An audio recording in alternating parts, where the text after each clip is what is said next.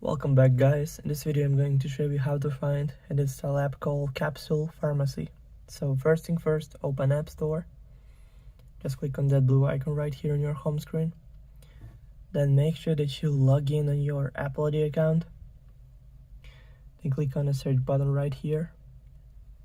And in the search bar, type in Capsule Pharmacy and go search again.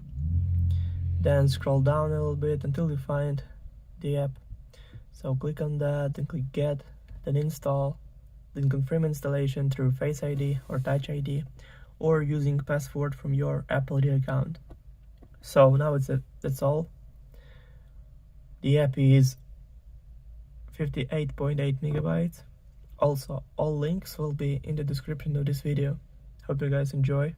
Thank you for watching. Please like and subscribe for more. Bye.